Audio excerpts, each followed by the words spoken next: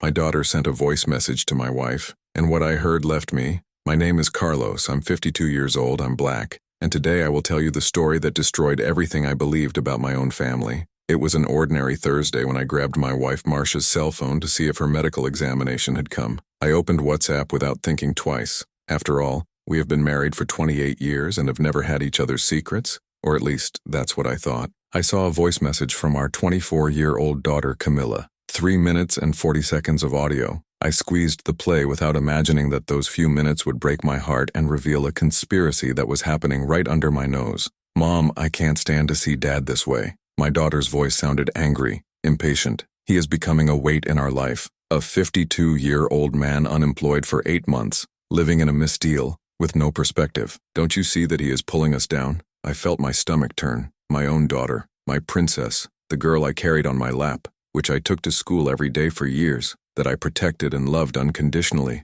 I was talking about myself as if I were a hindrance, but the thing got worse, much worse. Mom, Tiago and I talked yesterday. Tiago is her boyfriend, a rich family boy who never hid the contempt she felt for me. He said he knows a separation expert lawyer. "You can have half of the assets, including the house, and I can help you start a new life away from it." My heart stopped. My daughter was guiding my wife to separate from me. My own daughter was destroying my marriage behind my back. Dad was a good father when I was little, I recognize that, but now he became a failed mother, a man who can't even sustain his own family. "You deserve better things. We deserve better thing." The words were stabbed in my chest. Failed. That's how my daughter saw me. A failed. Let me explain who I am and how I got here. My name is Carlos Roberto da Silva. I was born on the outskirts of Salvador, in a humble family. My father was a bricklayer, my domestic mother. I was the first in the family to graduate in high school and got a job in a logistics company when I was 19. It was there that I met Marcia, a beautiful girl,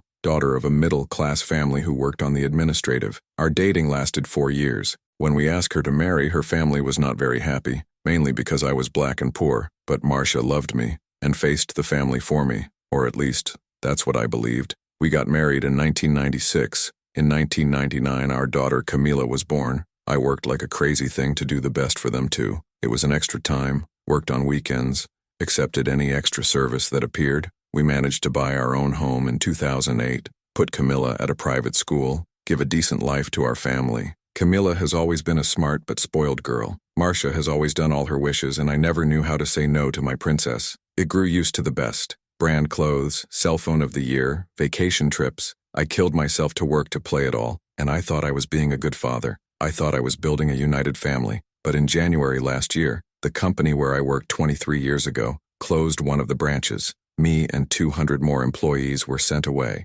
Suddenly, at 51, I was unemployed, with an indemnity that could barely pay for the 3-month bills. Since then, it has been a fight. I sent resumes to hundreds of companies. I did humiliating interviews where 25-year-old HR managers looked at me like a dinosaur. "Mr. Carlos, you don't think it's a little experienced for this position? Code 4, you're too old, too black, and we don't want you here." I started doing biscuits, application delivery, cleaning on offices on weekends, sales in the traffic light, anything to not let anything miss at home. My pride went to space, but my responsibility as a father and husband was first. Marcia has always been understanding, at least that's what he demonstrated. "Love, everything will be all right. You'll find another job soon." But I realized the tiredness in her gaze. I realized the shame when the friends asked about me. I realized how she was disconcerted when it came to my professional situation. And Camilla, my daughter, started treating me differently. Before she asked me money to go out, to buy clothes, to go to the mall. Now she avoided the subject. Started working as an intern in a law firm, the father's office, her boyfriend. And he started looking at me differently, as if I were smaller, as if I were a failed, but never, at any time. I imagined that she was a conspiracy against me, that she was actively trying to destroy my marriage. I went back to the voice message. There was still more. "Mom, I know you are afraid to hurt him, but think about the lady's future. In a moment, you will be 50 years old. There is still time to start over. Get someone better, someone who is really a man, not a dead weight." Dead weight. My daughter had called me dead weight. "And another thing, Mother, I talked to Tiago about that situation of Grandma's inheritance. You know that if you get married to Dad, he will be entitled to half of all, right? But if you separate before Grandma, well, you understand." My blood froze. Marcia's mother, Dona Conceição, was sick. Terminal stage cancer. The The family knew she didn't have much time, and she had a considerable inheritance, 2 apartments in noble neighborhoods, and a good amount in savings. My daughter was guiding my wife to separate from me, so I had no right to inheritance. My own daughter was thinking of the money from her dying grandmother and excluding me from the equation. Mom, Tiago said he knows stories of men who have been unemployed years and years and never recovered, especially men of the age of Daddy. Do you want to be carrying that weight for the rest of your life? I was shaking, of anger, sadness, disappointment. Like my daughter, the person I loved the most in the world, could you be talking about me? How could she be destroying our family this way? Think lovingly about what I'm talking about, Mother. I just want the best for the lady, and for me too, because let's face it, having an unemployed father is not exactly something I can be proud when I introduced to Tiago and his family. There it was, the naked and raw truth. My daughter was ashamed of me, shame of the father himself. I, who worked 23 years to give her my best, now was a source of shame. The message was not over yet. Mom, I marked the lady to talk to Dr. Fernando, the lawyer that Tiago's father indicated, next Monday at 14 age. He will explain all the rights of the lady. And don't worry about his fees, Tiago will help with it. You just need the courage to make the right decision. Courage to make the right decision. It means that my wife was already considering separating from me, that my daughter was already organizing everything behind our backs, that they were both planning to discard me like garbage. Oh, and Mother, don't comment on that with Daddy yet, okay? Let the lady talk to the lawyer first, understand the situation better, then make a decision. Kiss, I love you. I love you. She finished the message saying she loved her mother after spending 3 minutes and 40 seconds destroying her father's life. I turned off the audio with tremendous hands. I stood there in the living room looking at the cell phone, trying to sue what I had just heard. My daughter had betrayed me in the worst possible way. She wasn't just despising me, she was actively working to destroy me. I heard the key at the door. Marcia was coming from work. "Hey, love," she shouted from the door. "How was your day?" How was my day? How was I going to answer this question after finding out that my own family was conspiracy against me? "Hi, life," I was able to answer with a voice that I did not recognize myself. It was normal. Marcia entered the room smiling, but when she saw me holding her cell phone, her face changed completely. First came the confusion, then fear, and finally, the guilt. I saw the guilt stamped on the face of the woman I had been married for 28 years. "Why are you with my cell phone, Carlos?" I looked into her eyes, trying to find the woman I fell in love with for over 30 years. Trying to find my daughter's mother, my life mate, my partner at all difficult times. But all I saw was a person I didn't know. I heard Camilla's message. Marcia got white, completely white. And at that moment when I saw the panic in her eyes, I was sure I was not being paranoid. I was sure that my own family was really planning to discard me. And worst of all, I had a feeling that that voice message was just the tip of the iceberg, that there was much more hidden. Much more betrayal, much more lie, much more conspiracy against me. The woman in front of me was no longer my wife. It was an accomplice, and I was about to find out how far this betrayal really was. Marcia stood at the living room door like a statue. I had never seen that expression on her face. It was pure fear, fear of have been discovered. "Carlos, I can explain," she whispered, letting the bag fall to the floor. "Explain what, Marcia?" My voice came out calmer than I expected. A dangerous calm. "That our daughter is organizing our separation behind our backs? What are you both planning to discard me like garbage? Have you already appointed a lawyer without me knowing?" She approached slowly, with her hands extended, as who tries to calm an injured animal. "Love, it's not quite like that. Camilla, she's worried about our financial situation, with the future of us. Concerned?" I laughed, but it was a bitter laugh, no mood. "She called me a dead weight, Marcia. Failed. Our own daughter is ashamed of me." Tears began to drain through Marcia's face, but I didn't know if they were sincere tears, or tears of whom it went to the lie. "Carlos, you don't understand. She just wants the best for us. For me, for you." I felt the anger rising. What about me? What is left to me in this whole story? After 28 years of marriage, after killing me from working to support this family, I turn out that you want to discard? Marcia sat on the couch, hid her face in her hands and began to cry. But that crying did not move me as it always moved. For the first time in almost 3 decades, my wife's cry has not awakened in me the desire to comfort her. "Speak the truth, Marcia.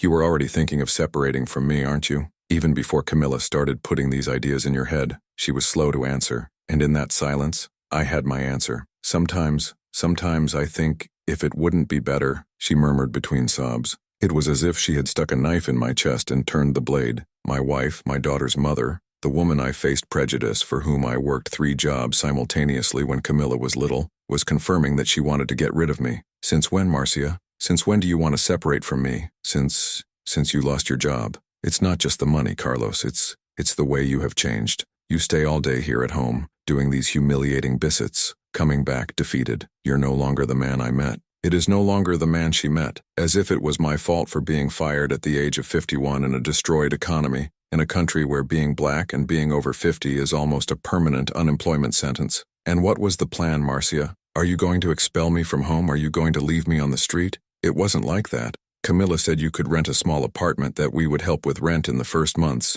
Would help with the rent. How generous. They were going to discard me, but they were still going to give me a little help for me to survive alone. I got up from the couch and went to the kitchen. I needed a glass of water, needed to breathe, needed to think, but mostly, I needed to get away from her before I said something that couldn't go back. As I drank water, my mind started traveling. I started to remember moments of the last months, details that at the time seemed normal, but now they gained a totally different meaning. The whispered conversations between Marcia and Camilla, who stopped when I got close. Camilla's sudden exits whenever I came home. The eyes they exchanged when I talked about looking for a job or about doing some tech. And especially, I remembered the change in their behavior with me. Marcia had become physically distant. How long have we had no intimacy? How long ago she hadn't hugged me spontaneously, didn't really kiss me, showed no genuine affection. And Camilla, my daughter, had become estranged. She who was always loving with me, who always asked me advice, who always came to me when she was in trouble.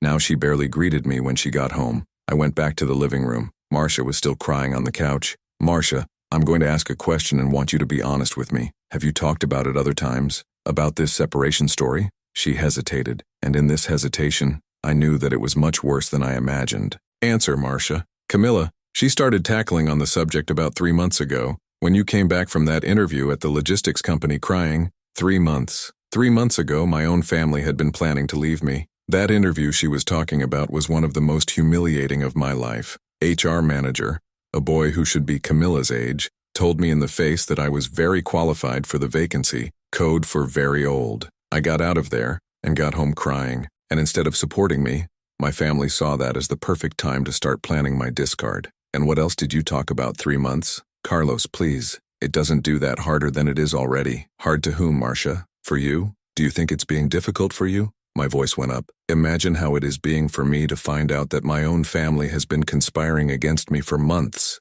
At that moment, the door opened and Camilla entered. She was smiling, probably returning from a date with her rich boyfriend. But when she saw the scene, Marcia crying on the couch. The smile died in her face. What is happening here? She asked, trying to sound innocent. I looked at my daughter, the girl I packed to sleep when I was a baby, which I took on my lap when I had a fever, which I protected from all the evil in the world for 24 years, the girl I fought for, whom I worked for, whom I sacrificed my own youth. And now she was standing there in our room, pretending not to know why I was confronting her mother. I heard your message, Camilla. Her face turned white at the same time. Then came the anger. Did you move on my mother's cell phone? How right do you have to do this? What right do I have? I couldn't believe what I was hearing. Camilla, I've been married to your mother for 28 years. I'm your father, and you are both planning to discard me like garbage. And you still ask me how right I have? Dad, you don't understand the situation. She tried to use that condescending tone I was starting to hate. Then explain to me, daughter. I explained to me how a daughter guides her mother to separate from her father. Explain to me how you can call me dead weight. Failed. Explain me how you are ashamed of your own father. Camilla looked at Marcia, as if she asked helps, but Marcia was in shock, still processing the fact that she was discovered. Dad, I didn't say these things to hurt you. I'm just being realistic. You have been unemployed for 8 months. You can't get a job in your area. You are barely paying the basic bills. How is this not being a weight for the family? The coldness, she said, that made me amazed. My own daughter was evaluating me as a cost and benefit spreadsheet, and in her assessment, I was at the loss. Camilla, I worked 23 years to give you my best and your mother. Everything you have today is the result of my work. This house, your college, your brand clothes, your vacation trips, all this came out of my sweat. And I'm grateful for that, Dad. But that was in the past. Now reality is different. The Lord needs to accept that things have changed. Things have changed. As if I were responsible for being the victim of a mass dismissal. As if I had chosen to be unemployed at the age of 52. At that moment, looking at my daughter, I had a memory that my heart broke me. Camilla should be about 7 years old, and she was crying because a schoolmate had said she was a poor black girl and couldn't play with the other children at the birthday party. I remember I held her on my lap, dried your tears and said, "My princess, never let anyone make you feel small. You are the daughter of a working man, honest, who loves you more than his own life, and that is worth more all the money in the world." At that time I was her hero. I was the man who protected her from the cruel world. And now I was a source of shame. "Camilla, I need to know one thing. This whole story of separation, lawyer, her grandmother's inheritance, was it your idea or Tiago?" She was unanswered for a moment, and in this moment of hesitation, I saw the truth. "It was his idea, isn't it? This boyfriend of yours is influencing you against me." "Tiago is just helping me to see reality, Dad. He has experience in business, understands finances." "Do you understand finance?" I exploded. "Camilla, this boy has never worked a day in his life. He lives at the expense of his father, just as you live at our expense, and you want me to accept a parasite's financial advice? Don't talk about Tiago like that,"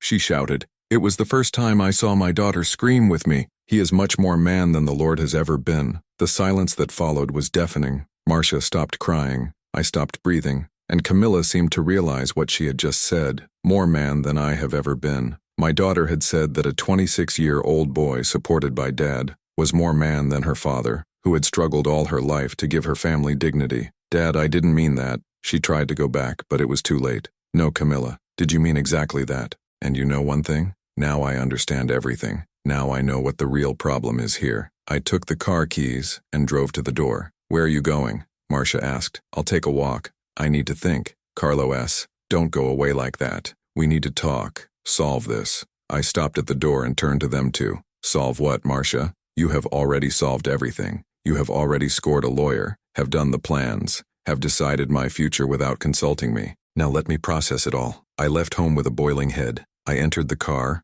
a Corsa 2009 that I had bought used when I was still employed, and driving without destination. I needed to think. I needed to understand how my life had collapsed so completely. I drove for an hour without stopping, passing the places where my family used to go when Camilla was a child, the park where I taught her to ride a bike, the ice cream shop where we took her on Sundays, the school where I left her every day before going to work. Each place was a souvenir of better times, from when I was my daughter's hero, not the villain of her story. I stopped at a gas station to buy a soda and organize thoughts. That's where I had an idea. A terrible but necessary idea. If my family had been hiding things for months, if there were secrets being planned on my back, I needed to find out everything. I needed to know what the real extent of this betrayal was. I returned home. Marcia and Camilla were not in the room. They were probably in Camilla's fourth, planning the next steps of Operation Carlos Discard. I went to my office, a corner of the house where I kept my documents and did job research on the computer. I opened my personal document drawer to look for a specific thing, and that's where I found something that made me cold, something I didn't expect to find, something that proved that my family was hiding me much more than I imagined. At the bottom of the drawer under my course certificates was a roll I had never seen before, an official document, a bank account transfer form on behalf of Marcia. Date, 3 weeks ago. She had opened a new current account in another bank, an account I didn't know existed, and the worst, in the account opening record, in the marital status field, it was written, separate. Marcia had been undergoing separated 3 weeks ago. 3 weeks ago, my wife had created a new civil identity to start life without me, and I, like an idiot, was thinking that the lawyer's story was just a recent idea of Camilla. My own wife was one step ahead of my daughter in this conspiracy against me, and I was being betrayed in a way that I never imagined possible. I stood there in my office, holding that document, feeling my world crumbly collapse. Marcia was not just an accomplice of our daughter's conspiracy, she was the intellectual mentor of everything. 3 weeks ago, she was already preparing legally to leave me. I heard steps in the hallway. I quickly kept the document back in the drawer and pretended to be organizing other papers. Marcia appeared at the office door with her face swollen from crying so much. "Carlos, we need to talk seriously. You can't be like this." I looked at her trying to keep the expression neutral, but inside I was boiling. How could this woman look me in her eyes after everything she was doing on my back? "You're right, Marcia. We really need to talk." I forced a smile, but now not. "I'm very altered. Let's leave it for tomorrow when I'm calmer." She looked relieved. He probably thought I was accepting the situation, which was conforming to the fate they had planned for me. "Thank you for understanding, love. I know all this is difficult, but everything will be all right. You'll see. Everything will be fine. For her, of course. For me, the plan was to throw me in the gutter." After she left, I closed the office door and started thinking coldly. If my family had been plotting against me for months, if there were secrets I didn't know, I needed to find out everything before taking any action. I needed concrete evidence to understand the real dimension of this betrayal. I remembered that Marcia always left her notebook on the room table when she arrived from work. If she was hiding things from me, perhaps there were electronic tracks that could help me understand what was really going on. I waited until they have retired to the rooms. Around 11 p.m., when the house was silent, I left my office and went to the living room. Marcia's notebook was there, closed, but was not locked with a password. She always trusted me and never hid anything, or at least that's what I thought. I opened the notebook and went straight to the browser history. What I found there made me cold. In the last 2 months, Marcia had done dozens of research on divorce, alimony, division of goods, separate women's rights. She visited sites of family law specialized advocacy offices. I had even calculated how much I would receive a pension based on my last income when I was still employed. But the worst was coming. In her email, I found a folder called Personal, Important. When I opened, I almost had a heart attack. There was an exchange of emails between Marcia and Camilla that lasted weeks. Dozens of messages discussing every detail of my future separation. And that was not all. There were messages between Marcia and people I didn't even know. One of the conversations was with one of Dr. Patricia Mendez, Specialized Advocacy. Marcia had already made legal consultation a month ago, long before that voice message I had heard. The consultation Camilla said she scheduled for Monday was just a scam. Marcia had been receiving legal guidance for weeks. I read one of the lawyer's messages that made me boil. Mrs. Marcia, according to our conversation, the fact that her husband has been unemployed for so long to work in the process. We can argue that he is unable to provide adequate support, which justifies the separation of incompatibility. In addition, as he has no fixed income, the pension you would have to pay would be minimal or even non-existent. They were not just planning to abandon me. They were using my unemployment, my vulnerability, my situation of victim of the economic crisis, as a weapon against me in the separation process. But there was more, much more. I found a conversation between Marcia and a person named Rogerio Silva. By the messages, I found that Rogerio was a realtor, and he was helping Marcia to evaluate our home for sale.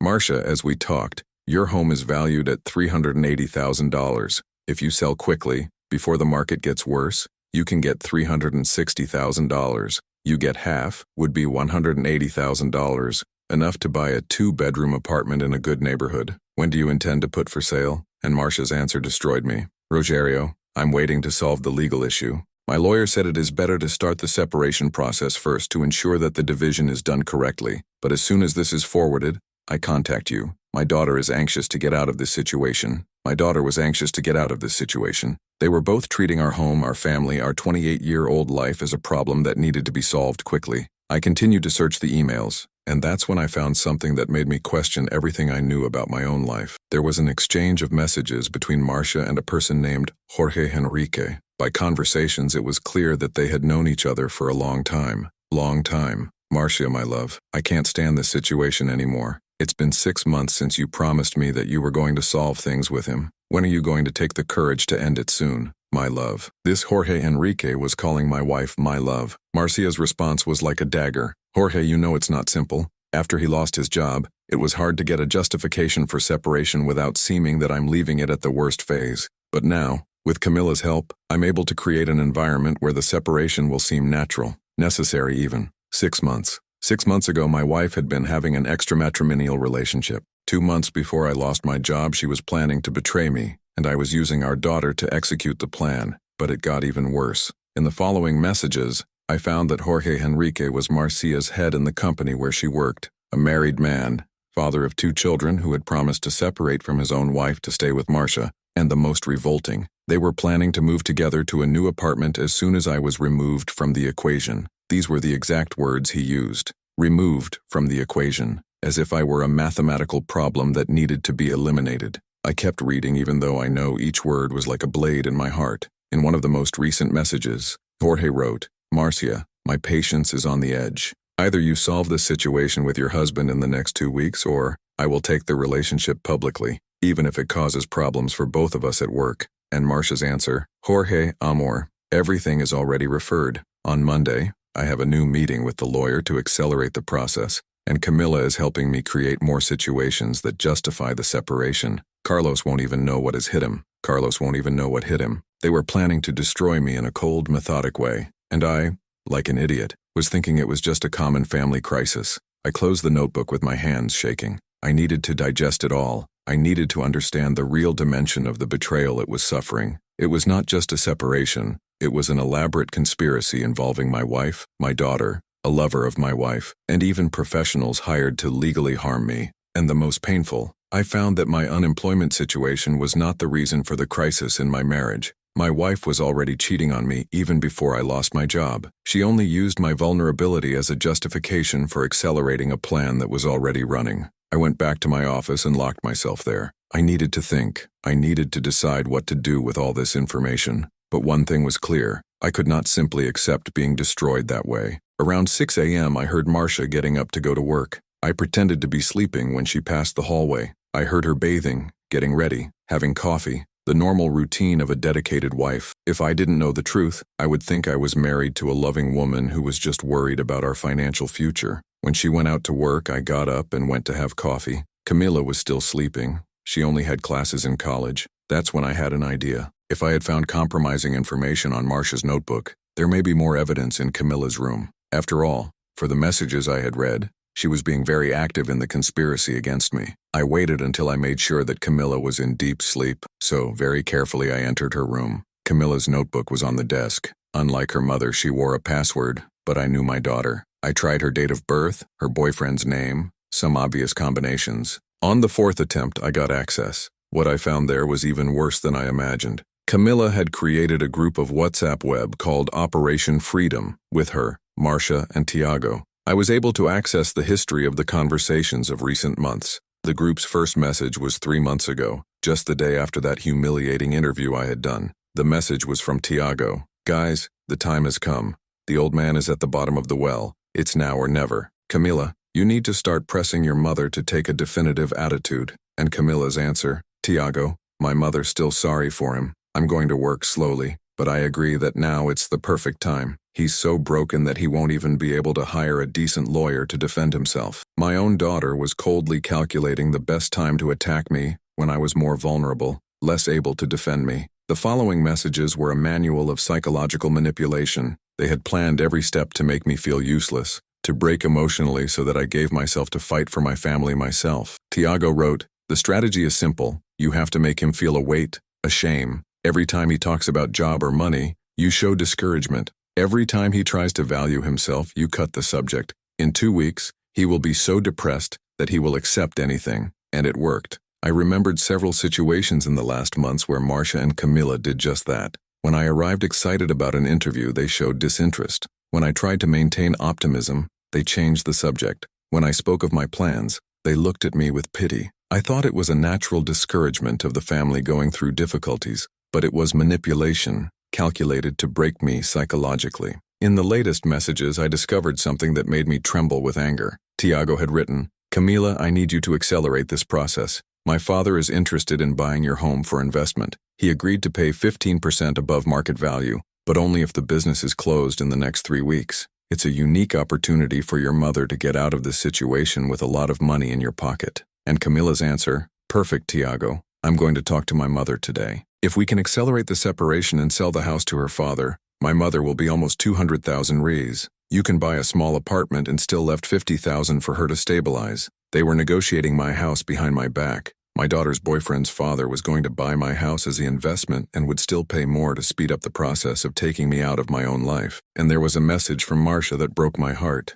Guys, you don't know how I feel bad about this whole situation, but you are right. Carlos became a shadow of the man I met, and I deserve to be happy. Jorge is offering me a new life, a chance to start over. I can't waste it because of punishment. Pity. My 28-year-old wife was pitying me. The woman I faced prejudice, whom I worked for 3 jobs when she was pregnant, for whom I gave up my dreams to build a family, was feeling sorry for me. I closed the Camilla notebook and left her room with her legs. Now I knew everything. I knew my family had come together with strangers to destroy me. I knew there was money involved, a financial interest in my ruin. I knew I was being manipulated psychologically for months, but mostly I knew I couldn't let it go blank. I went back to my office and started thinking about a plan. If they thought they were going to discard me like garbage, they would find out they were very wrong. If they thought I would passively accept to be humiliated and betrayed, they would have a big surprise. Around 11 a.m., Camilla woke up and came to have coffee. I managed to keep the normal facade, talking about banal things,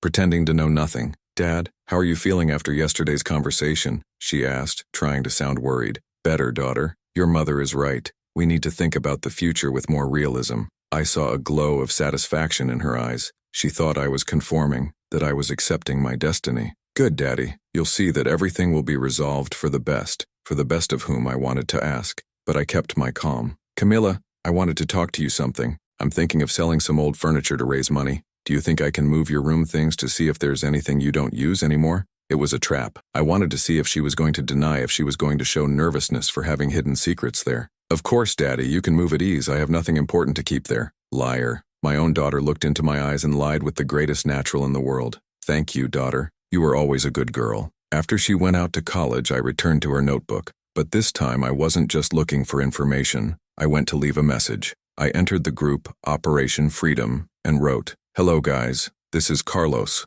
the dead weight that you are trying to discard. I just read all your conversations. All. Now I will tell you what will be my operation, and you won't like it at all." I sent the message and closed the notebook. Now just wait for the reaction. In less than 5 minutes, my cell phone started ringing. It was Marcia, calling work. Desperate. I answered with a calmer voice I got. "Hello, love. Carlos, did you get into Camilla's notebook? Did you write a message on her WhatsApp?" "Yes, I wrote, honey, and it was not only in her notebook. I also read your emails. I found out about Jorge Henrique, about the new account you opened, about the plans to sell our home. I found everything, Marcia. Absolutely everything." The silence across the line lasted an eternity. "Carlos, I can explain." "No need to explain anything, Marcia. It's all very clear. You thought you were going to destroy me on my back. You thought I was going passively accepting to be humiliated and discarded, but they were wrong. Carlos, please do not make any bullshit. Bullshit, Marcia. The bullshit who did you. Now I will show everyone who you really are, and when I finish,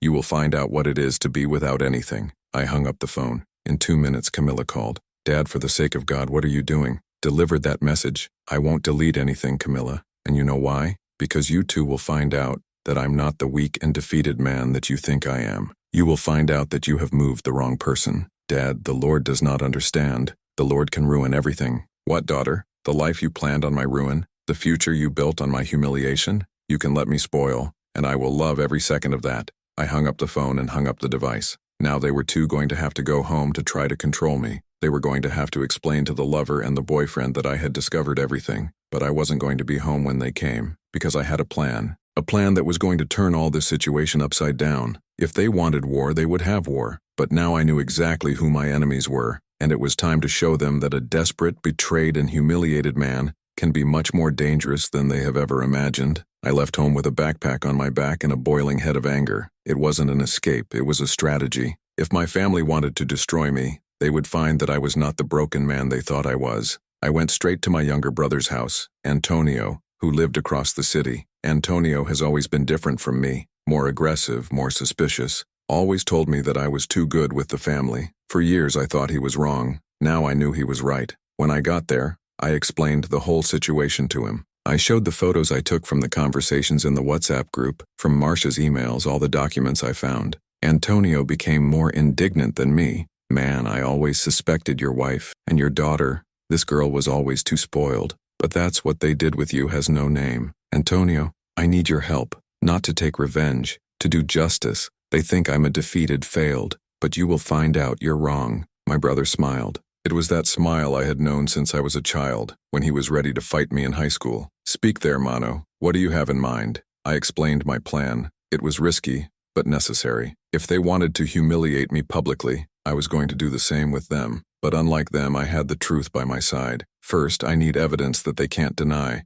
I need to record them confessing what they did. And how are you going to do that? Simple. I'm going back home tonight and pretending I'm defeated, I accept separation. I'll let them feel safe, victorious. And when they download the guard, I'll record everything. Antonio took his old cell phone and configured to record loop audio. He taught me how to activate the recording without leaving clues. Take Mono. This device is simple, but it records with quality. Always leave in your pocket, already configured. Any important conversation, you tighten here discreetly. We spent the afternoon planning every detail. Antonio helped me create a new email account, back up all the evidence I had found, and even suggested something I hadn't thought of, looking for a lawyer. Man, you need cool protection. If they have been conspiring against you for months, who guarantees that they won't try something worse? He was right. At 4 p.m. we went to the office of a lawyer Antonio knew. "Doctor, Roberto Nascimento, a 60-year-old black man who was reputed to not be disabled home. When I showed Dr. Roberto all the documents and prints I had collected, he was visibly outraged.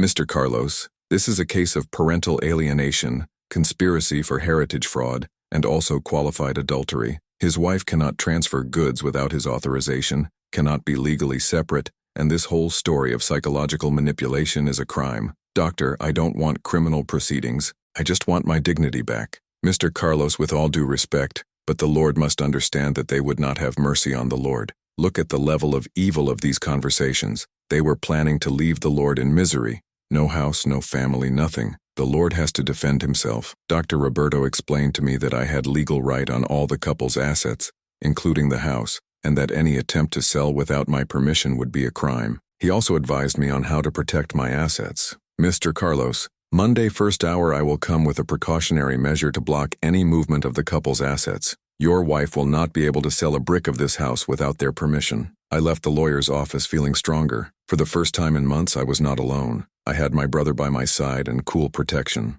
Around 7 p.m. I returned home. Marcia and Camilla were in the room, clearly tense, waiting for me. When I entered, the relief on their face was visible. They were afraid that I had gone forever. Carlos, thank God you came back. Marcia got up and tried to hug me, but I walked away. Hi, Marcia. Hi, Camilla. I kept the neutral, tired voice. We need to talk. I sat on the couch and pretended to be defeated. I left my shoulders fallen, avoided eye contact, sighed deeply several times. It was a staging, but they completely bought. Carlos, love, I know you're upset about all this, but we can solve things in a good fight, no drama. Marcia used that condescending tone that I was starting to hate. Yeah, Dad, no one wants to hurt the Lord. We just want the best for everyone. Camilla tried to look loving, but I realized anxiety in her voice. Discreetly, I activated the recording on the cell phone Antonio had given me. Okay, guys, you won. I don't have the strength to fight anymore. If you think we better separate, then let's separate. I saw the look of relief that they exchanged with each other. They thought they had managed to break completely. Carlos, glad you are being understanding. It will be better for everyone. Marcia sat next to me and took my hand. Her hypocrisy was disgusted, but I kept the facade. Only I have some conditions, I continued. First, I want you to explain everything to me well. How will this separation be? How you planned everything? Who else is involved in it? I have the right to know, isn't it? Camilla and Marcia looked nervously. Of course, Dad. We'll explain everything to the Lord, Camilla replied. So explain, daughter. Since when are you planning this? And who had the idea? Because what I understood in your message, you have already talked to lawyer, have already thought of selling the house. That's when they started opening, thinking that I was conformed, that no longer represented a threat. They began to tell all the details of the conspiracy. Dad, we are actually talking about it for about 3 months, since you lost your job and it was, well, kind of no perspective. What about Tiago? Is he helping you with it? Tiago knows the lawyer, Dad, and it was also he who suggested some strategies to make separation more friendly. Strategies. They called the psychological manipulation of strategies.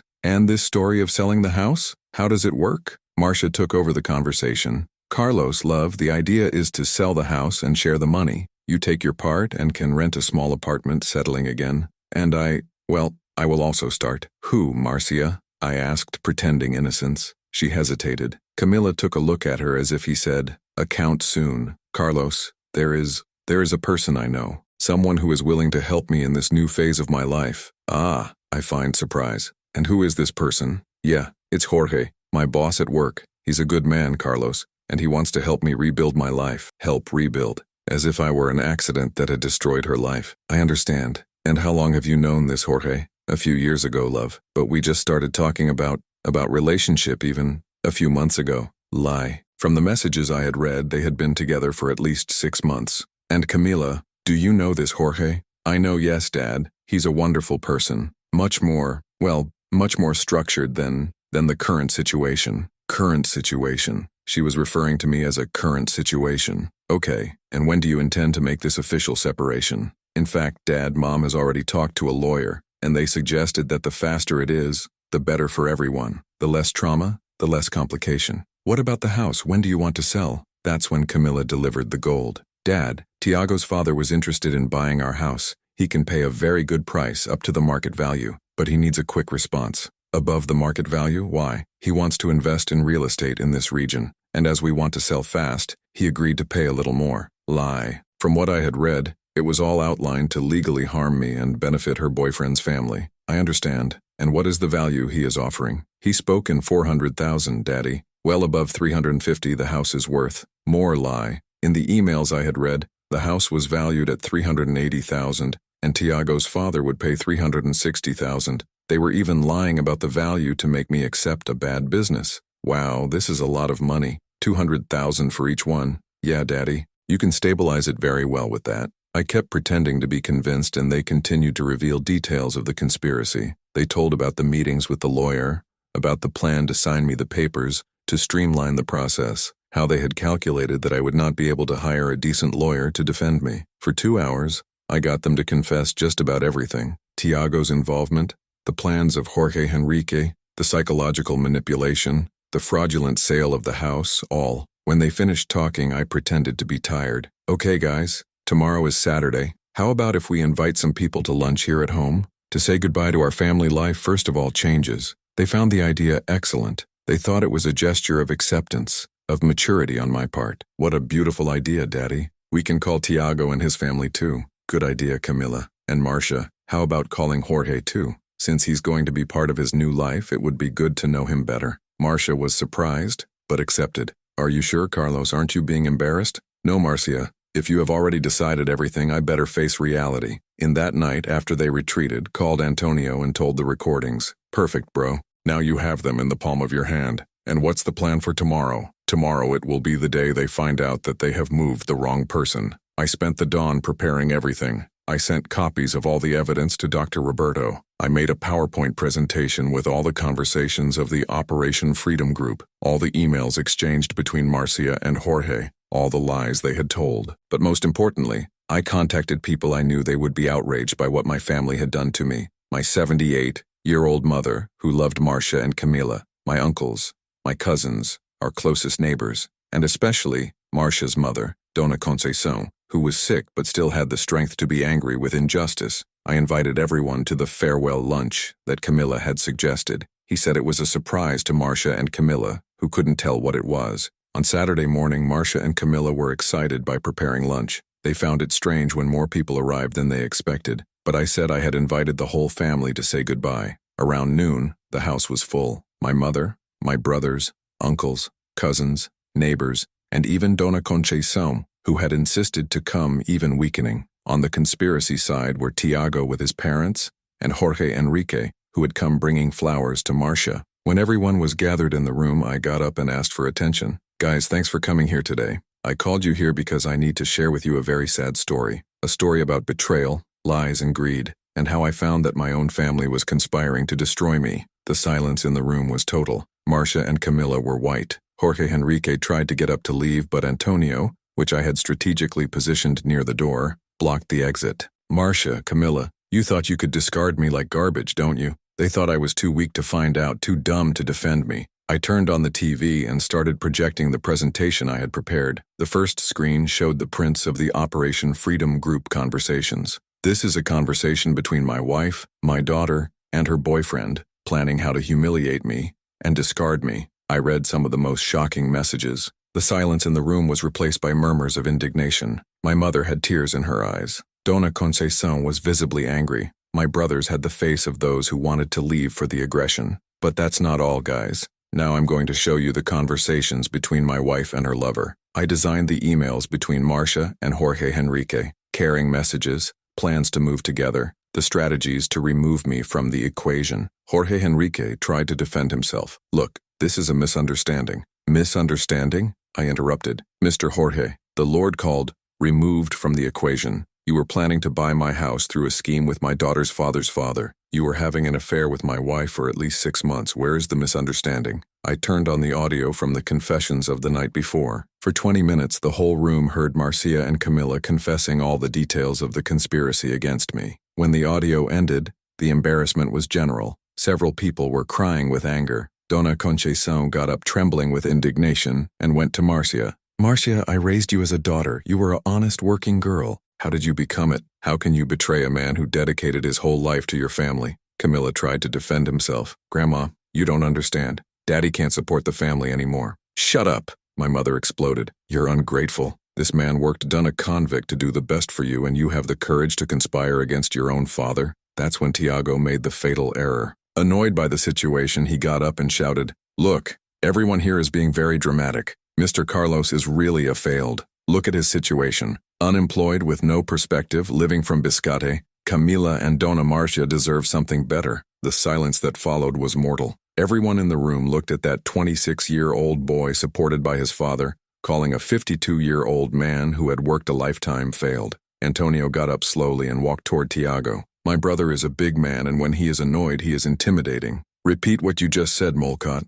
Tiago tried to keep the pose. "I said the truth. You are defending a failed." For why then something unexpected happened. Tiago's own father got up and slapped his son's face. "Shut up, kid. Do you have the courage to call a failed working man? Do you never worked in your life one day?" Turning to me, Tiago's father said, "Mr. Carlos, I apologize for what my son said, and I want to make it clear that I knew nothing about these plans to buy your home. If I knew it was a scheme to harm the Lord, I would never have participated." At that moment, Marcia tried one last card, started to cry and said, "Guys, you don't understand. I love Carlos, but our relationship wasn't working anymore. I just wanted everything to be solved without hurting anyone." That's when I called the last audio I had recorded, a telephone conversation between Marcia and Jorge on Friday night after I had discovered everything. "Jorge, love, I think we'll have to speed up our plans. Carlos found out about us." "Marcia, are you sure he can't prove anything?" "Yes, I have. I deleted all our conversations. And even if he suspects something, who will believe in an unemployed man without resources against my word? What about the house?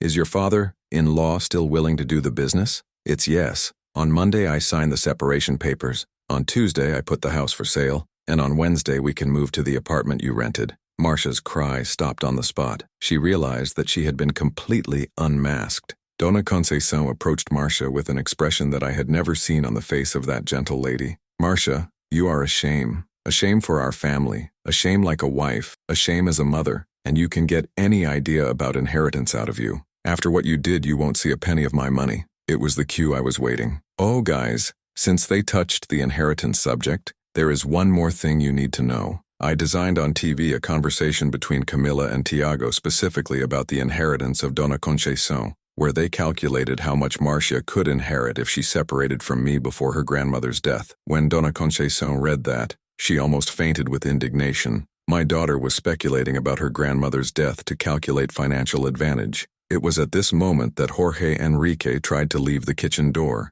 But my cousin Luis, who is a military police officer, was there. "Where do you think you're going? The party is not over yet." Jorge returned to the visibly nervous room. "Mr. Jorge," I said, "are you married, isn't you?" He didn't answer. "Yeah, tomorrow I'm going to send all these conversations to your wife, and also to the HR of the company where you work. Let your career survive such a scandal." That's when Camila exploded. "Dad, that's enough. The Lord is humiliating us in front of everyone." "Humiliating?" I looked at her with a calm that I didn't know myself. "Camila, you spent 3 months humiliating me, manipulating me, calling me dead weight, failed, planning to discard me like garbage. Now you have found what it is to be on the side of the humiliated." I drove to the whole room. "Guys, thanks for coming here today. Now you know the truth about who these people are, and you can be sure that from today, things will be very different." Dona Conceição got up to leave but first turned to Marcia. "Marcia, you have a week to get your things and get out of my inheritance. I don't want any more relationships with you anymore." My mother also got up.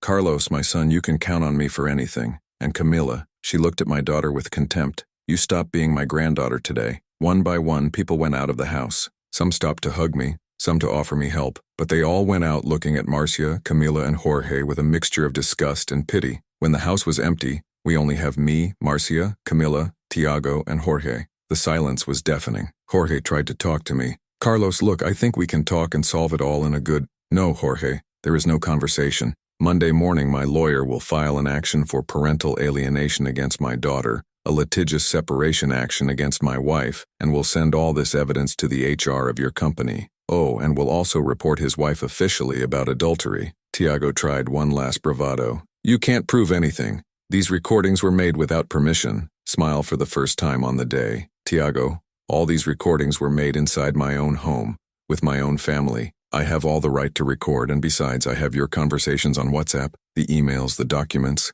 I have enough evidence to destroy your life 3 if I want." Camila started to cry. "Daddy, please don't do this to us." "Camila, you who did this to yourself, you who chose to betray me, humiliate me, try to destroy me, now can handle the consequences. Jorge and Tiago ran out of the house. Marcia stood in the room, looking at me as if she was seeing a ghost. Carlos, what do you want from us? What do I want, Marcia? I want you two to leave my house today. I want you to try what it is to be left with nothing as you plan to do me. And especially, I want you to learn that a real man will not let himself humiliate forever. Camilla shouted. Dad, this house is ours too. The Lord cannot expel us. Yes, I can, Camilla. Monday my lawyer will prove that your mother tried to defraud the sale of this house. And you, my daughter, will find that conspiring against your own father has very serious legal consequences. At that moment, my cell phone rang. It was Dr. Roberto. Mr. Carlos, I was able to anticipate some lawsuits. Monday morning the justice will block all the couple's assets, including the house. Your wife will not be able to move anything without judicial authorization. I hung up the phone and looked at Marcia and Camilla. You heard. From Monday, you won't even be able to sell a furniture from this house without my permission, and you can be sure that I won't authorize anything. But I still had one last asset, one last revelation that would completely destroy the version of reality they had built. Because during my investigations I had discovered something about Jorge Enrique, who didn't even know, something that was going to show her what kind of man she had chosen to replace her husband. And this final revelation would be the greatest humiliation of all. I looked at Marcia and Camilla, who were still standing in my room like two salt statues. It was time to give the final blow, the revelation that was going to show Marcia what kind of man she had chosen to replace me. Marcia, before you leave my house, has one last thing you need to know about your dear Jorge Enrique. I grabbed my cell phone and showed a picture I had found during my online investigations. Did you know that Jorge Enrique has one more family beyond his official wife? A second family he holds 5 years ago? A woman with 2 children who think he is separated? Marcia's face went white. She looked at the picture as if she was seeing a ghost. And you know the most interesting, Marcia? I talked to this second family on Friday. Rita, that's her name, told me that Jorge promised her that you both would move to Salvador, away from his wife. Same promise he made for you about you moving away from me. I showed the prints of conversations that I had achieved through Rita. Jorge was planning to use you to get the money from the sale of our house, default on both families, and disappear. You were not the woman of his life, Marcia. You were just another victim. Marcia sat heavily on the couch. All the arrogance, all the security she showed was disappeared.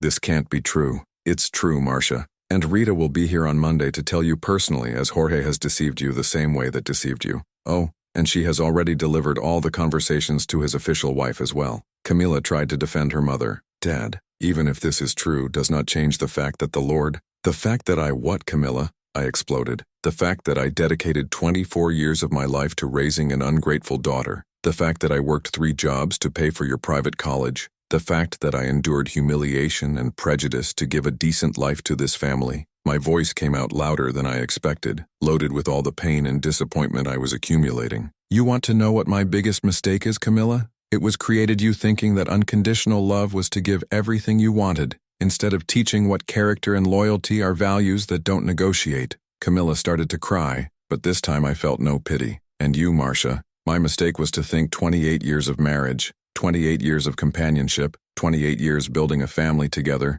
meant something for you. But you showed me that I'm disposable when things get difficult. At that moment, my cell phone rang. It was Dr. Roberto again. Mr. Carlos, I have good news. I managed to speed up all the processes. Monday morning we have an audience for precautionary measures. And one more thing, the civil police want to talk to you about the case of Jorge Enrique. Civil police? Yes. Apparently, besides bigamy, he is being investigated for diversion of funds from the company where it works. His evidence about his relationship with his wife can help prove that he was planning to escape the country. I hung up the phone and smiled at Marcia. Did you hear that, love? Your boyfriend is not only a bit, but also a thief, and now you are an accomplice of all this. Monday arrived as a hurricane. At 8 a.m., Dr. Roberto and I were at the forum for the precautionary measures hearing. At 9 a.m., the judge had granted all requests. Total blockade of the couple's assets, impossible for Marcia to move any bank account, and prohibition of her approaching the house. At 10 a.m., 2 civilian police knocked on the door of my house to summon Marcia to testify about Jorge Enrique. I found that he had disappeared on Sunday night, taking almost 200,000 reais diverted from the company. At 11 a.m., Jorge's official wife arrived at my house accompanied by Rita, the second family. The 3 women he had deceived met in my room, and the following conversation was devastating to Marcia. Marcia, said Jorge's official wife, you need to understand that my husband is a sociopath. He did the same thing with Rita he did to you. Promised worlds and backgrounds, made new life plans, and in the end would disappear with all of us money. Rita added, "He told me that you were just a co-worker who was helping him with some family problems, that you had nothing romantic." Marcia stood in shock. In a few hours, she had found that the man she had destroyed her marriage was a criminal who was using her. But the worst was yet to come. At 14 age, the HR of the company where Marcia and Jorge worked called to warn that she was being fired for just cause, by participation in a diversion scheme. Even without knowing the crime, her extramarital relationship with Jorge was considered a facilitator of fraud. In the afternoon, Camila returned home crying. Tiago had broken up. His father, embarrassed by the weekend's public scandal, had forbidden his son to continue the relationship. What's more, Camila's stage had canceled at the law firm. "Dad," she cried, "Tiago said I didn't serve for his family. I'm the daughter of criminals and scammers." "Funny, Camila. Last week you thought I was a dead weight that didn't serve you. Now you found that you don't serve his family." On Tuesday, Donna Conceição formalized the exclusion of Marcia from the inheritance, changed the will in the notary's office, leaving everything to a charity. "I prefer to give my money to strange needy than to a granddaughter that speculates about my death," she said to the notary in front of Marcia. On Wednesday, the social consequences arrived. Our whole neighborhood already knew the story. Marcia could no longer go out on the street without being pointed out as the woman who betrayed her working husband. Camila was expelled from the group of college friends who said they did not want to live with people without character. On Thursday, I received a call that changed everything.